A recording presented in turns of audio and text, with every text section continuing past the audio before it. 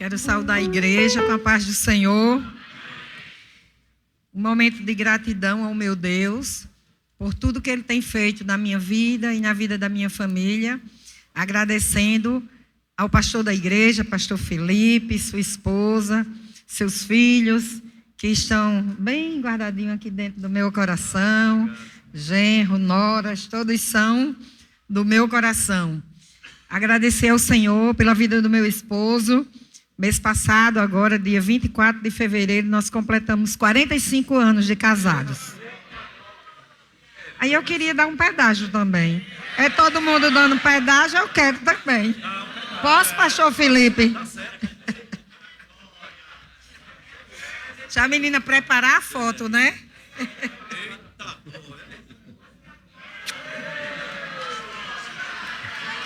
Foi ligeiro. Ô, glória! Foi ligeiro.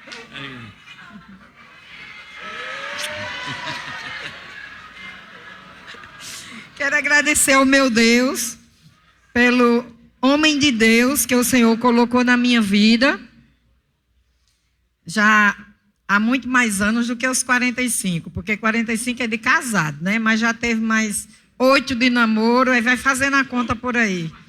E aí você fica perguntando, e quantos anos essa mulher tem, pelo amor de Deus? Pela misericórdia de Deus, 67 anos de idade, e desde os 14, por aí, antes dos 15, que eu já estava namorando com esse rapaz. E o Senhor nos deu essa cumplicidade. Louvo e agradeço a Deus, também agradecendo a Deus pela minha família.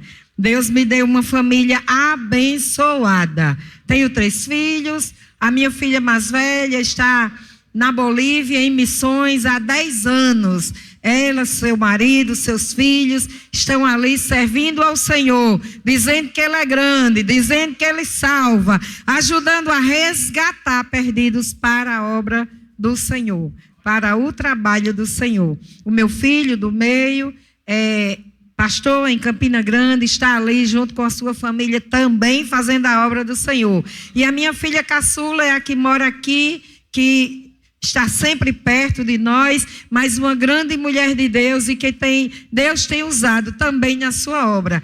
E eu fico tão feliz, irmãos e irmãs, porque eu vejo nos meus filhos aquilo que o Senhor nos ajudou a ensinar. Às vezes minha filha lá da Bolívia manda um vídeo para mim. Mãe, olha para aqui. E eu choro vendo como ela aprendeu a decorar, a arrumar, a organizar.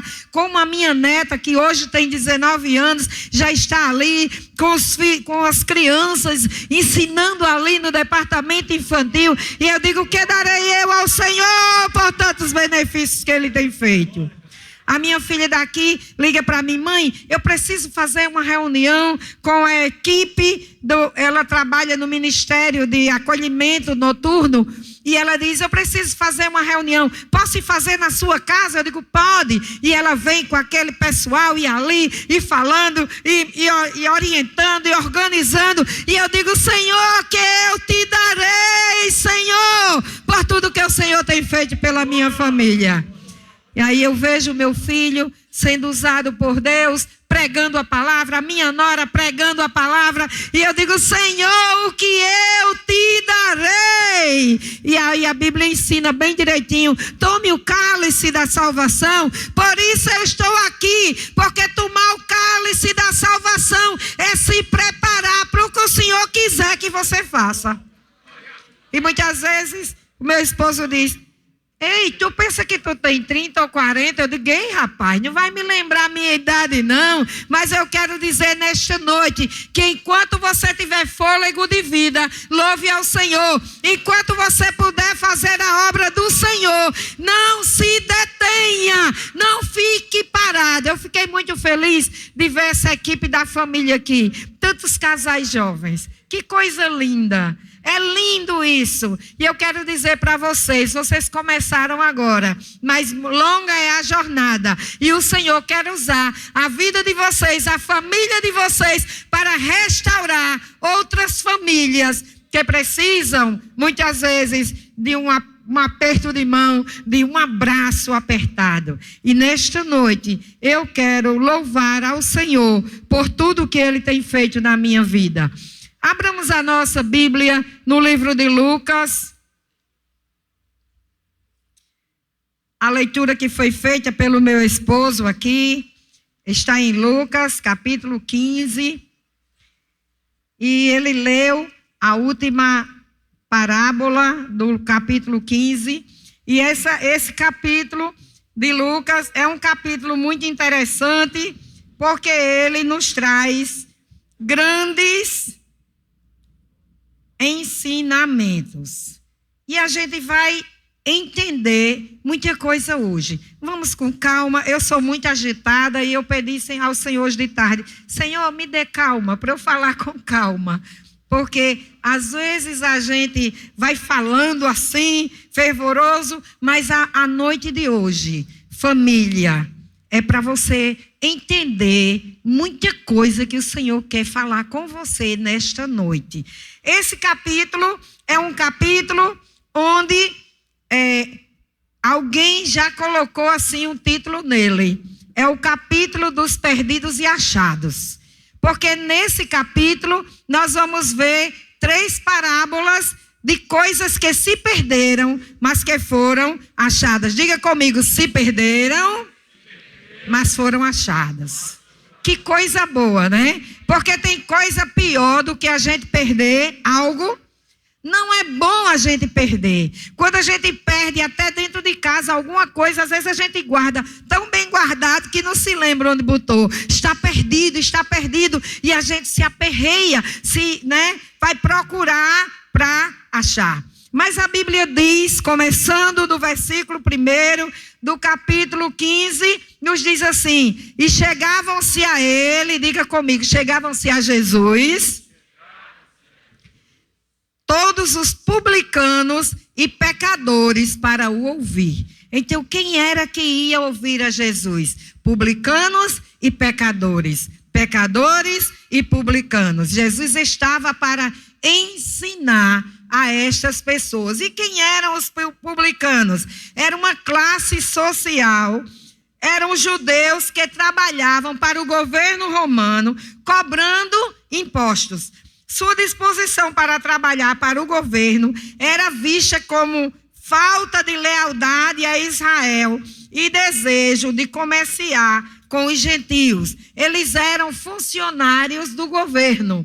Porém, o governo naquela época oprimia os vassalos, oprimia os seus governados, cobrando altos impostos. E os publicanos, eles eram responsáveis por fazer essa cobrança. Então, ninguém gostava. É quando a lei, o governo diz: vou cobrar mais imposto. Quem é que gosta? Ninguém gosta, porque vai tirar do nosso bolso. E aí, aquele povo eram tidos como pessoas erradas, ruins, e ninguém gostava. É tanto que eles são aqui misturados com os pecadores. Pecadores e publicanos, publicanos e pecadores. Mas havia uma coisa boa neste povo, é que eles gostavam de ouvir a Jesus.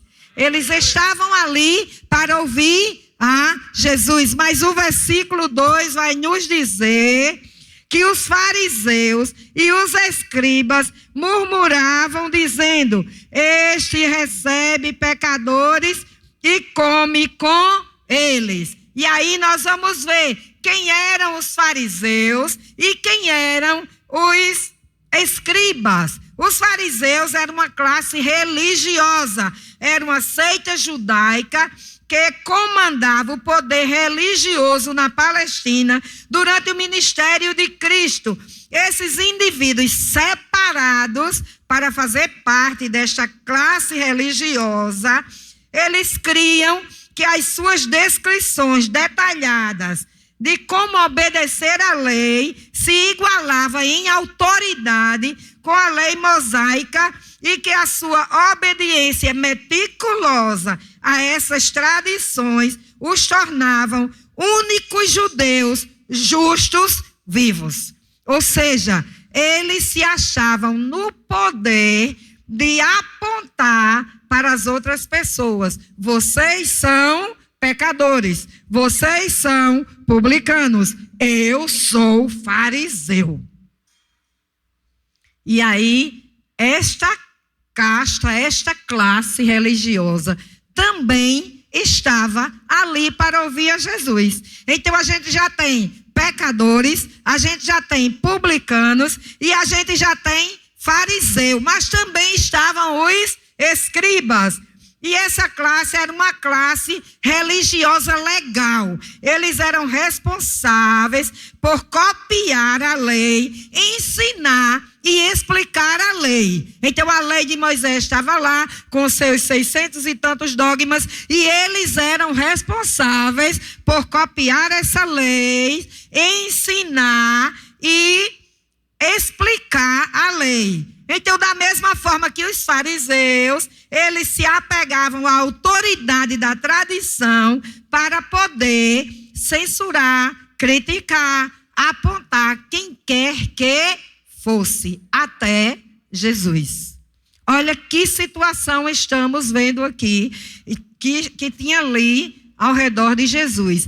Só que a Bíblia diz que eles diziam entre si, eles não diziam alto não, viu? Eles diziam assim: este recebe pecadores e come com eles. Eles não diziam alto não, pastor, eles só pensavam. Porque tem gente que é assim, ele critica, fala, mas na frente não tem coragem. E eles não tinham coragem de enfrentar Jesus cara a cara. E eles diziam isso e estavam censurando a Jesus.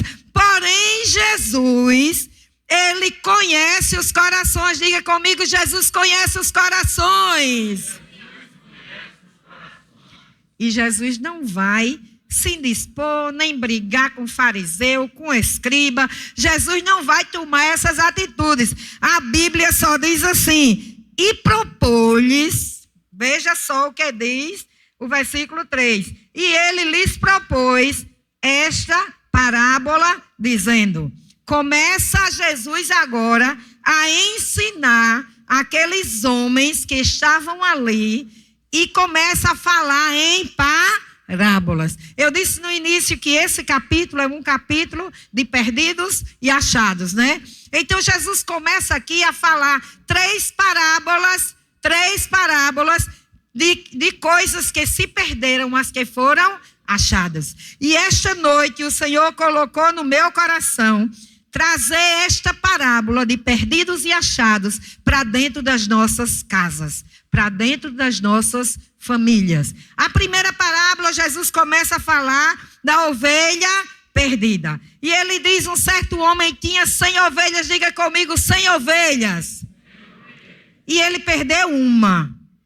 É uma perda pequena, aparente, é 1%. Ele tinha 100, perdeu uma, era 1% de perda. Mas este homem que perde seu 1%, ele não aceita ficar no prejuízo. Ele diz: não, é só uma, mas uma importa para mim. E muitas vezes, irmãos, quando a gente fala de ovelha, a gente fala, antigamente, era muito importante a ovelha, tanto pelo valor financeiro para o povo de Israel, a lã, a carne, a lã fazia as roupas para aquecer, a carne comia, como valor religioso, porque a ovelha era o elemento primário para o sacrifício. E quando a gente vai pensar dentro do nosso lar, a gente vai ver que muitas vezes nós estamos perdendo os valores para o sacrifício dentro do nosso lar. O que nós temos preparado para sacrificar a Deus?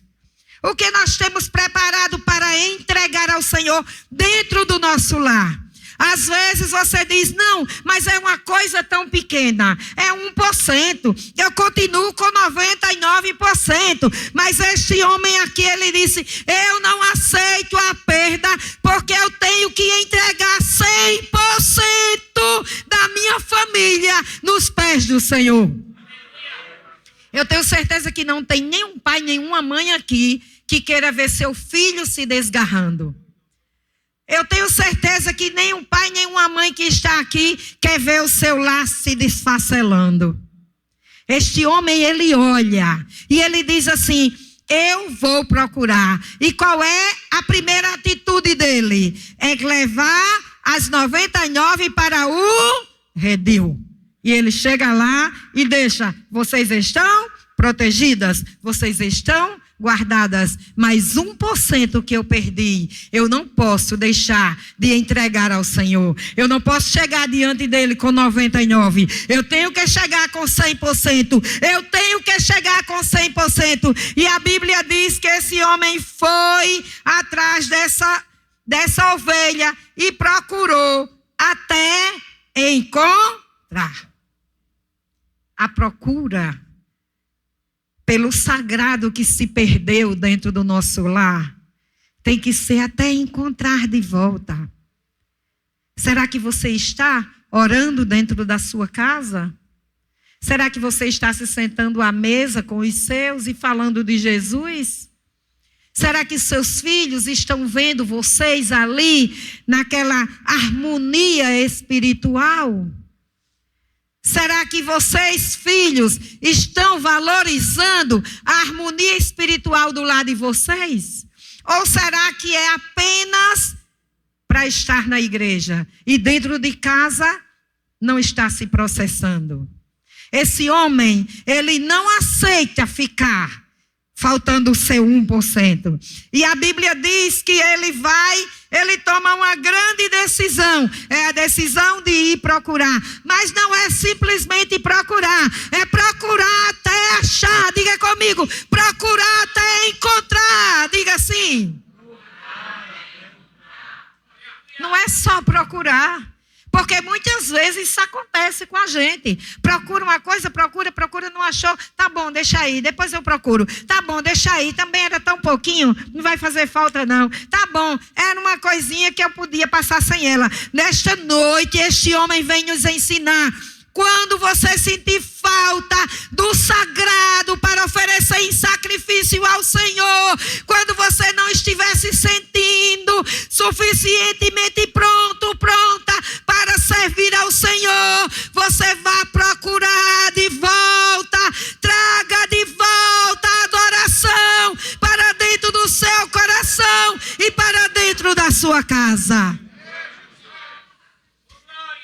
E como é que eu sei, irmã, que eu encontrei realmente aquilo que eu estava procurando? Aquele homem sabia, porque a Bíblia diz que quando ele encontrou, ele botou ela nos ombros e levou de volta ao redil. Irmãos, é isso que o Senhor quer de nós. Não perca 1% para o diabo. Não perca o motivo da tua adoração. Não perca o motivo do teu sacrifício ao Senhor. Não permita que uma coisa vá passando por cima da outra. E quando você menos espere, já está faltando não apenas 1%, mas muito mais que isso. Nesta noite Deus está dizendo: vai à procura até encontrar.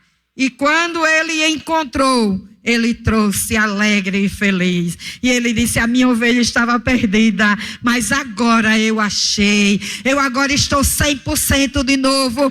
Se eu fosse você, eu glorificava a Deus, porque ele está dizendo nesta noite: eu quero tua família 100%. Eu quero você 100%. Pai, eu quero você 100%. Mãe, eu quero você 100%. Filho, eu quero você 100%. Porque eu não quero adoração quebrada. Eu não quero adoração faltando. Eu quero a verdadeira adoração integral da tua família e da tua casa. Glória a Deus. Glória a Deus.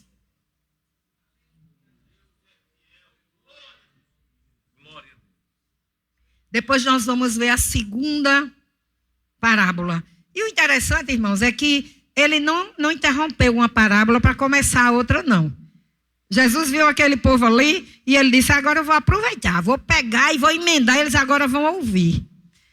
E a segunda parábola vai nos falar, a partir do versículo 8, vai nos falar a parábola da dracma perdida.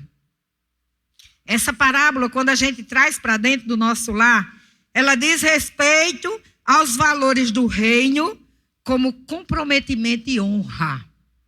Irmãos, é bem interessante essa história, porque a dracma era uma moeda de prata, muito usada, foi usada por muitos anos na Grécia, e foi até 2002 ela foi trocada pelo euro. Era uma coisa muito usada na Grécia.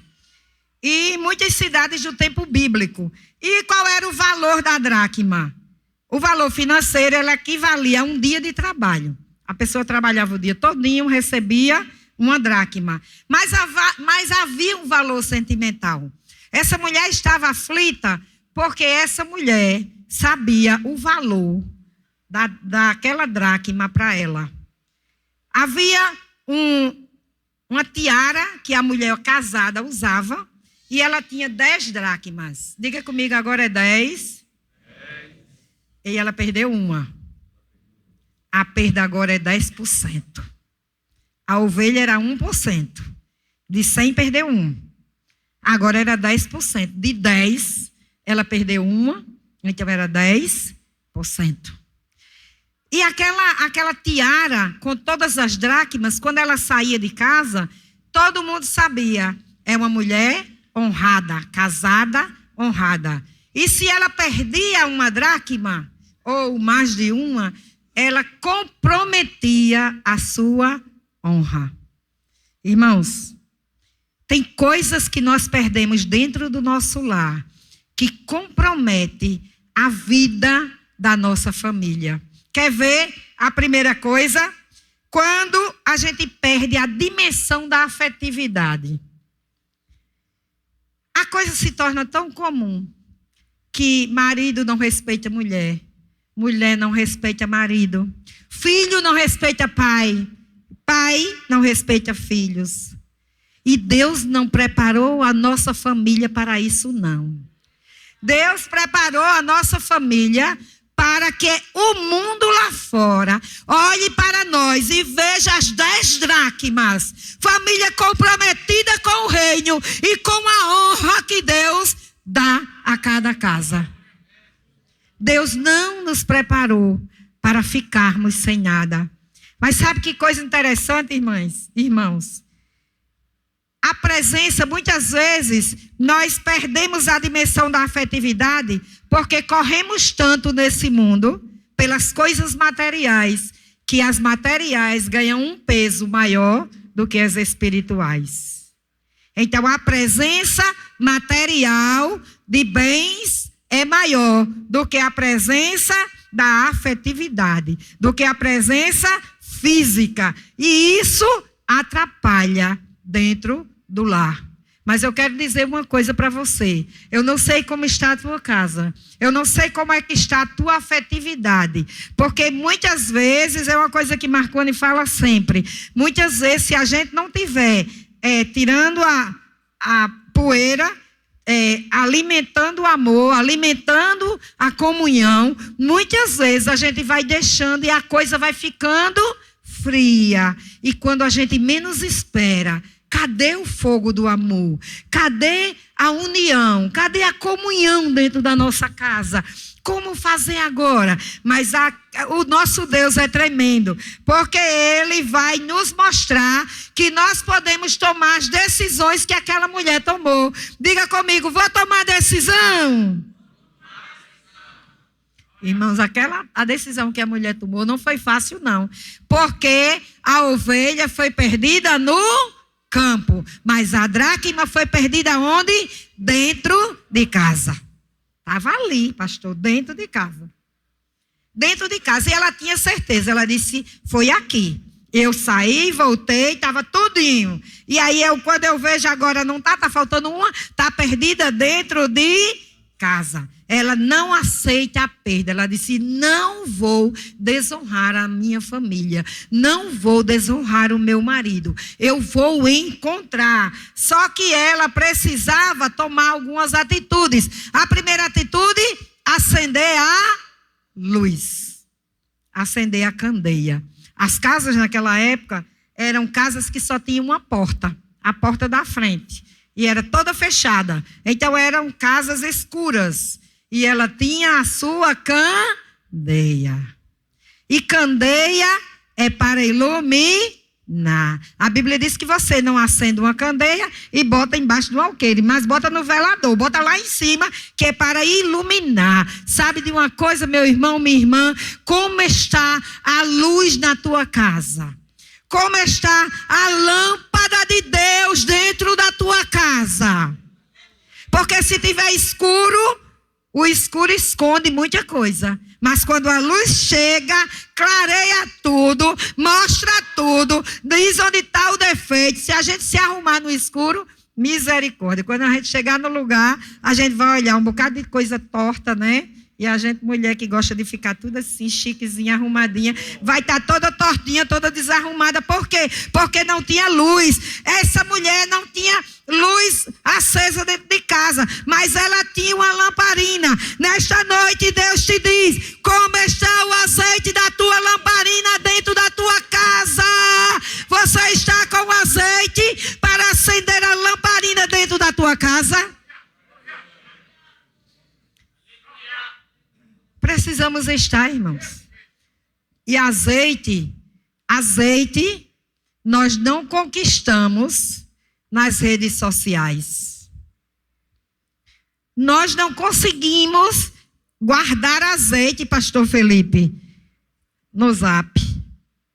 Azeite a gente consegue orando, consagrando a vida. Lembra das virgens? Eram 10 virgens, 10 crentes, 10 mulheres crentes, de branco, tudo bonitinha, tudo com lamparina, as lamparinazinhas tudo acesa.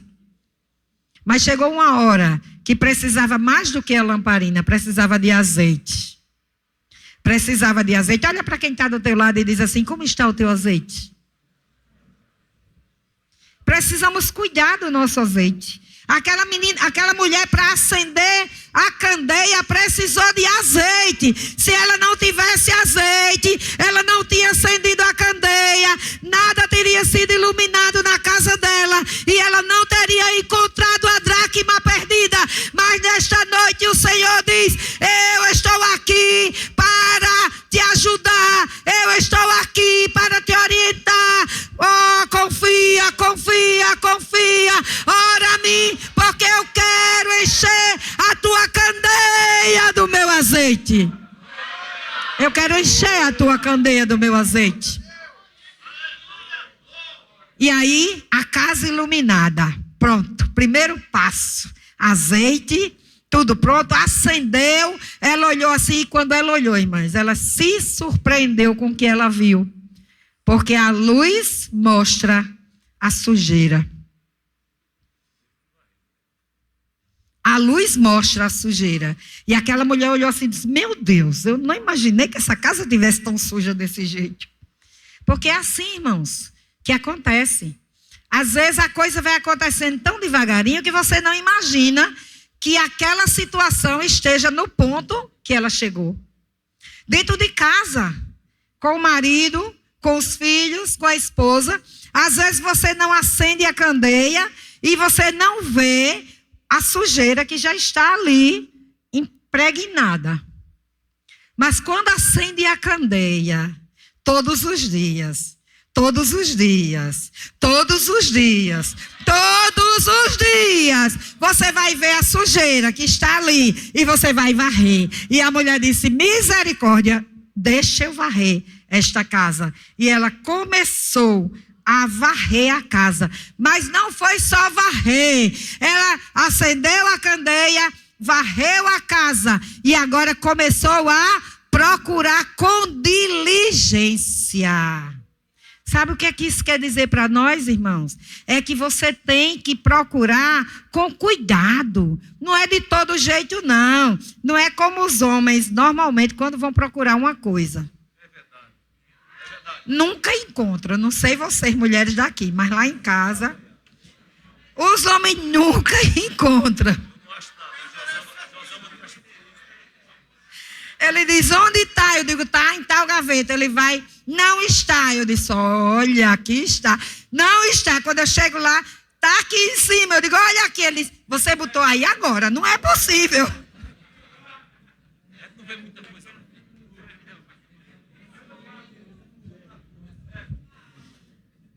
A mulher procurou diligentemente. Sabe como é diligentemente? Com todo cuidado. Sabe por que ela procurou diligentemente, irmãs e irmãos? Famílias, sabe por que ela procurou diligentemente? Porque aquela dracma era importante para ela. Às vezes é uma coisa tão simples, mas é importante para o relacionamento. Às vezes é um tratar, às vezes é uma palavra grosseira, que a dracma se perdeu. E às vezes você não está nem percebendo, mas se você acender a luz, você vai ver. Tem sujeira. Comece a varrer, comece a procurar diligentemente. Onde foi que eu feri o meu cônjuge? Onde foi que eu feri meu filho? Meu filho...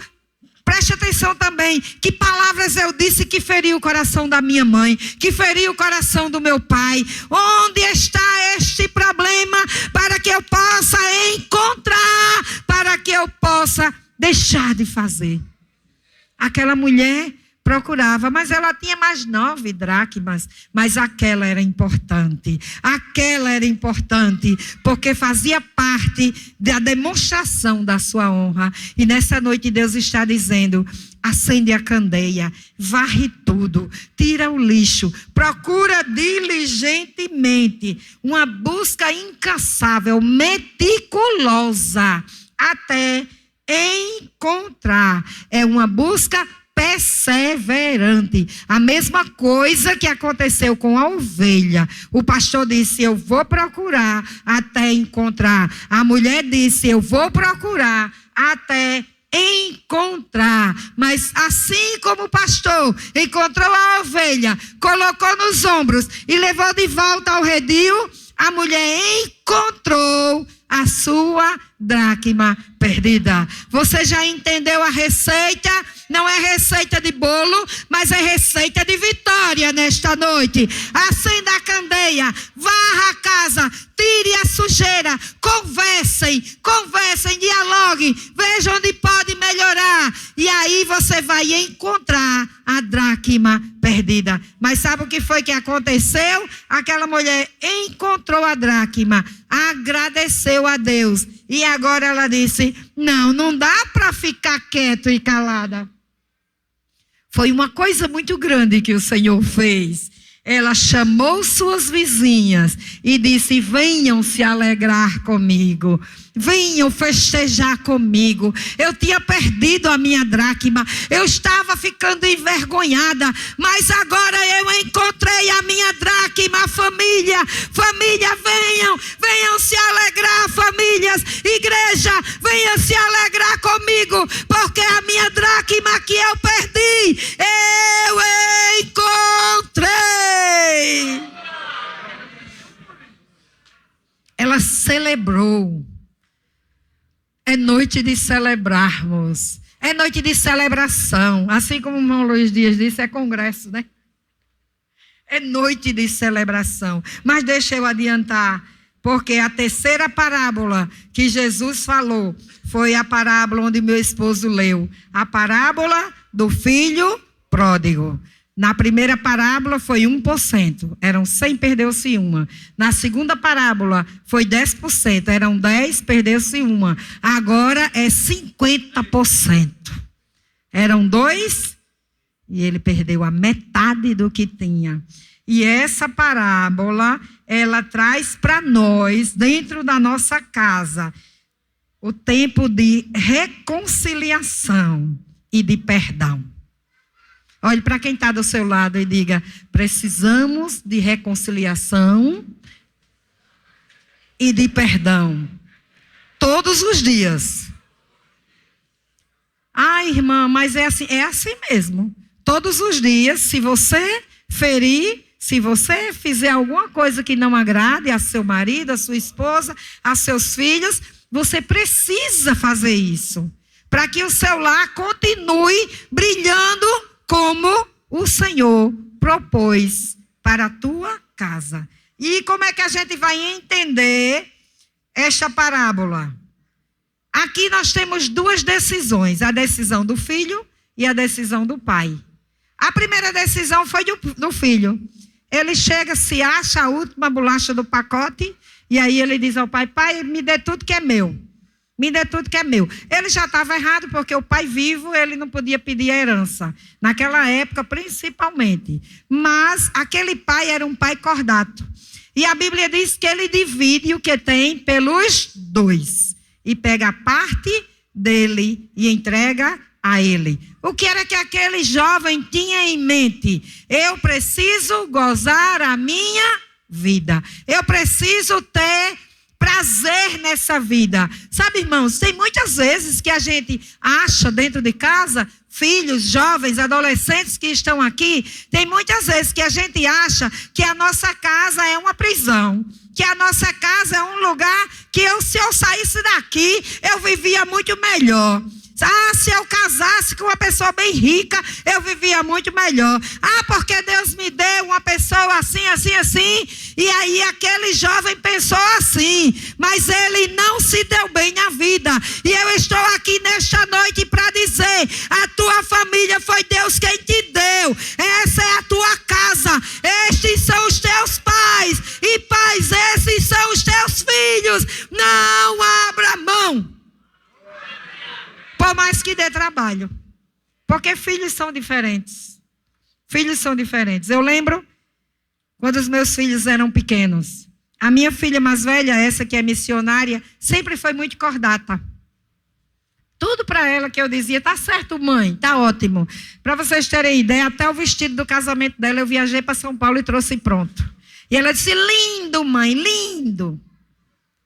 A mais nova: mulher, e esse vestido? Vixe, não. Esse não, mãe, de jeito nenhum. Aí queria um bem feio. Eu digo: misericórdia, eu não quero esse feio. Porque os filhos são diferentes, irmãos. A gente não pode pegar os filhos e botar tudo numa caixa só. Não cabe. Onde cabe um, não cabe o outro. É verdade ou não é?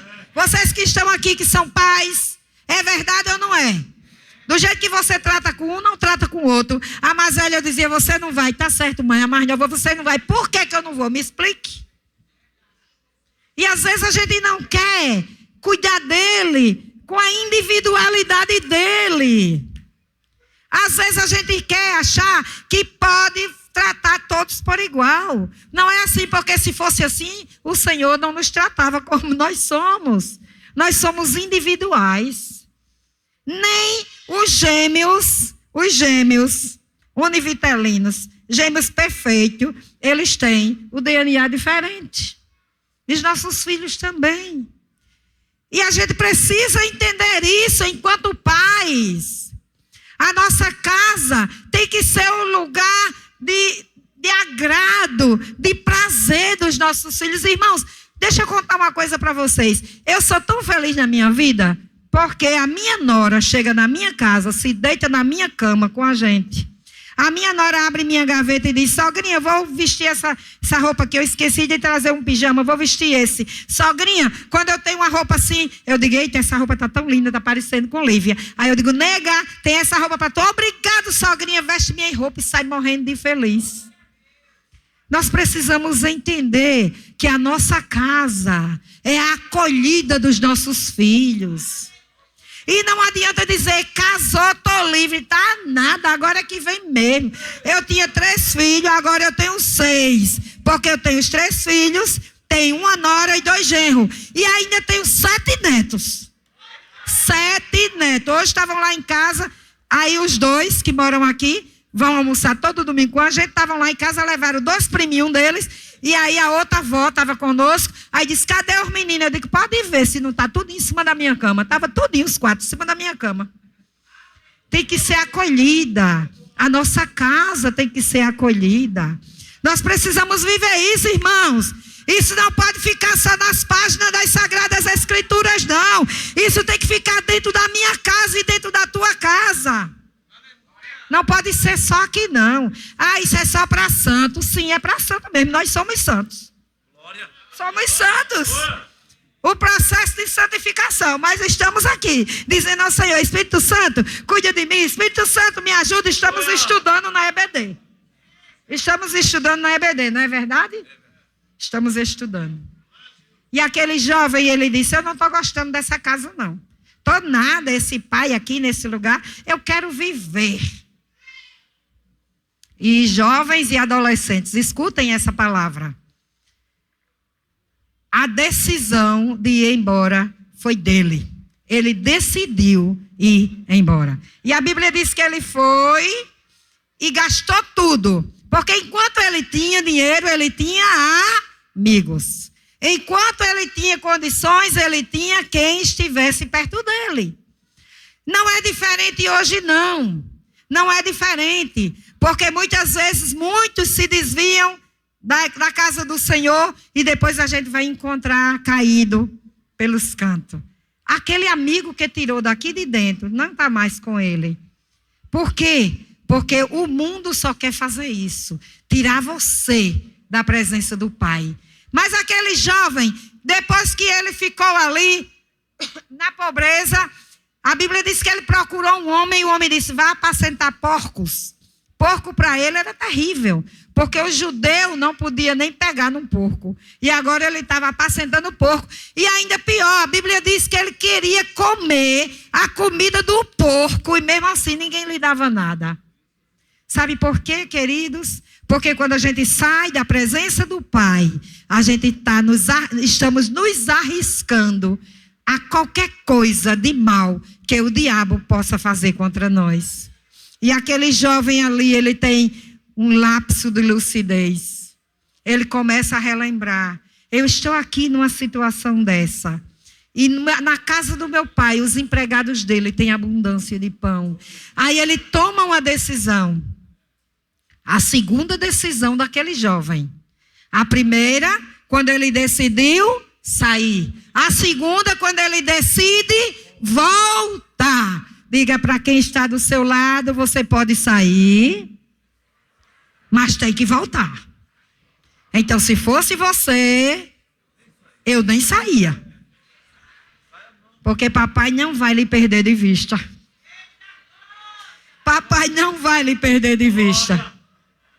E aí, voltando para o jovem, aí ele diz, eu vou voltar. E ele ensaia. Eu acho tão lindo. A gente recita jogral, né? Jovens, adolescentes. Cada jogral lindo, né? Ele ensaiou. Ensaiou a parte dele do jogral. Aí eu vou chegar perto do meu pai e vou dizer, pai, pequei contra os céus, pequei contra ti, não sou digno de ser chamado teu filho, mas me aceite como um dos teus empregados. E aí eu sei que eu vou comover o meu pai. Ele estava ali ensaiando tudo, mas o que ele esquecia é que o pai, quando ele saiu, decidiu sair, o pai também tomou uma decisão. E a decisão do pai foi, ele foi, mas ele vai voltar. Ele foi, mas ele vai voltar. E enquanto ele não volta, eu estou aqui na porta esperando.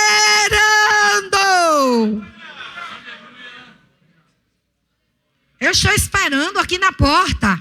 Eu não quero de forma alguma perder nem um minuto de quando o meu filho voltar.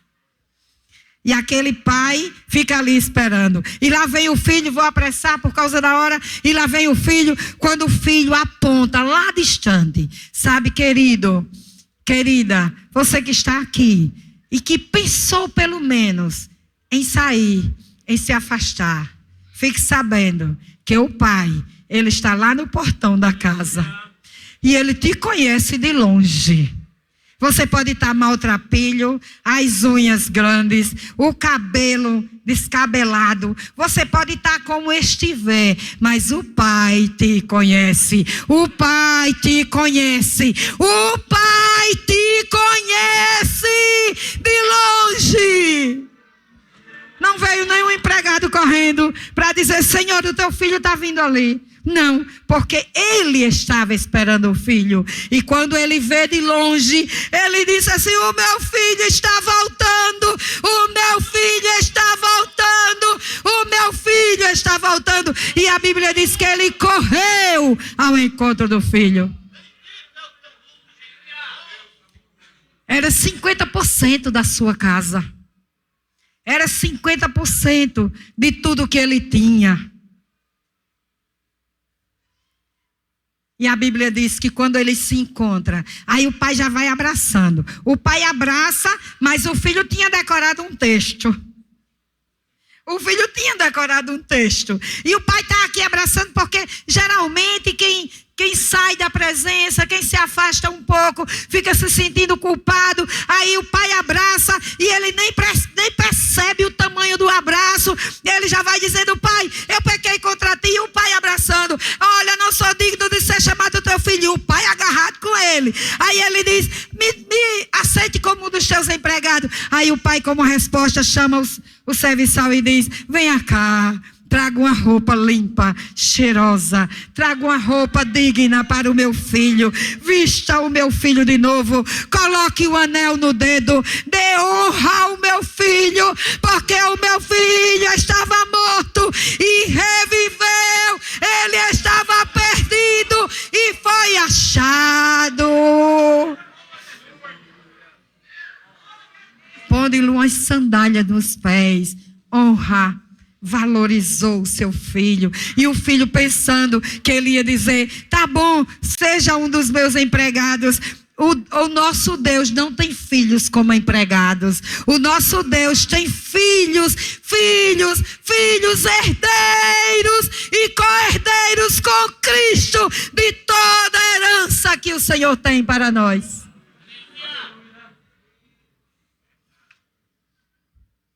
E aquele homem reconquista. Aquele homem traz de volta. E nessa noite, eu quero dizer para você, já estou encerrando, eu quero dizer para você, que você está aqui, não foi porque você quis vir não, viu? Você pode até estar se achando, eu vim porque eu quis, veio não. Você veio porque o Senhor lhe trouxe aqui neste lugar. O Senhor lhe trouxe. Sabe por que Ele lhe trouxe? Porque Ele não aceita perder 50%, nem aceita perder 10%, nem aceita perder 1%. O nosso Deus, Ele quer integral. Ele quer as 100 ovelhas, Ele quer as 10 dracmas e Ele quer os 2 filhos junto com Ele. Nesta noite Ele está dizendo para você, se você chegou aqui e você não está em paz com Deus, Ele está dizendo: eu estou de braços abertos. Eu estou aqui de braços abertos. A tua família está de braços abertos. A tua casa te espera de braços abertos, para que você seja o sacerdote do lar, para que você, mulher, seja aquela mulher que edifica a sua casa. A palavra de hoje é perdão e reconciliação. O Senhor me trouxe aqui nesta noite, irmãos. Eu sei que foi o Senhor quem me trouxe. Eu sei. Porque eu poderia estar em outro lugar. Eu poderia estar no templo central, é culto de jovens, e eu trabalho com jovens e adolescentes. Mas o Senhor me trouxe aqui e Ele disse para mim, Ele disse: reconciliação e perdão. Perdão e reconciliação. Reconciliação e perdão. E essa reconciliação, irmãos, não é porque você esteja brigado, separado, não. É porque alguma coisa que ficou guardado no fundo do seu coração pode estar atrapalhando. Você vai acender a candeia, você vai encontrar o lixo, vai varrer a casa e você vai achar hoje a dracma perdida. E você vai chamar esta igreja e vai dizer: alegrai-vos comigo, porque eu já encontrei a minha dracma perdida. Mas se você saiu, se você se afastou um pouco, hoje o Pai também está te dizendo: filho, eu estou te esperando, eu estou na porta de braços abertos. Eu não vou nem esperar você dizer: pai, pequei contra ti, porque eu já estou vendo o teu coração. Eu quero apenas que você diga: filho, pai, eu estou de volta. Eu estou de volta nesta noite. E eu quero perguntar, com a autorização do pastor: tem alguém aqui nesta noite que precisa fazer uma reconciliação com o Pai? Se tiver, vem aqui à frente. Não tenha vergonha. Não tenha, sabe por quê? Porque quem tem que ficar envergonhado é o inimigo. Você não. Você, Deus vai te levantar. E Deus vai te levantar de uma forma tão especial que você nem imagina o que Deus vai fazer da tua vida. Você nem imagina o que Deus vai fazer na tua vida. Porque o pai disse assim: vamos preparar uma festa. Traz o bezerro. Não era um bezerro, era o bezerro. Quando o filho foi embora, ele disse: bota um bezerro para cevar. Quando ele voltar, vou dar uma grande festa. E nessa noite os céus estão querendo que você venha aqui à frente. Porque quando você vier, tem uma grande festa preparada nos céus e aqui na terra para você, esperando pela sua decisão. E aquela festa foi dada. E que coisa interessante, né? Porque aquele menino tinha só um irmão. Mas o irmão não gostou do que viu. O irmão não gostou do que viu. Hoje nós não vamos falar sobre o irmão do filho pródigo. Porque muitas vezes as pessoas que estão do nosso lado não entendem muito o processo que estamos passando. E às vezes criticam, falam mal. Mas nesta noite, eu venho em nome do Senhor dizer assim: fecha teus ouvidos para as coisas que as pessoas estão dizendo. Abre o teu ouvido para a palavra de Deus nesta noite. Abre o teu ouvido para a palavra de Deus nesta noite.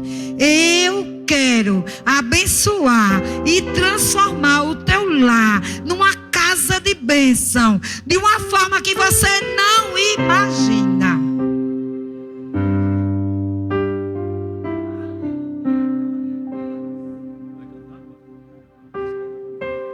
Eu queria convidar a bandinha para cantar com toda a igreja. Fiquemos de pé.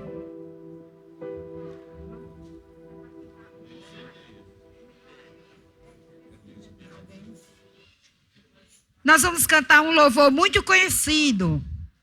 O louvor é conhecido. E você vai cantar conosco, Casa de Bênção. Quem aqui sabe que a sua casa é uma casa de bênção? Então você vai adorar a Deus dizendo que sua casa é uma casa de bênção. Porém, você vai interceder por aqueles que precisam cantar isso com toda a alegria do seu coração. Aqueles que precisam declarar verdadeiramente que a sua casa é uma casa de bênção. Declare nesta noite. E se o Senhor te impulsionar a vir até aqui à frente, venha que a igreja vai orar por você. Não se preocupe, a família que precisar de oração, às vezes não está desviado, não está afastado, mas precisa de oração. Eu quero que a igreja ore. Pode vir aqui à frente, que a igreja vai orar por você. A igreja vai dar um reforço. A igreja vai acender também com você a candeia. A igreja vai ajudar a varrer o que precisar. E a igreja vai interceder pela sua vida, pela vida da sua família. E você vai sair daqui de uma forma que você nunca imaginou.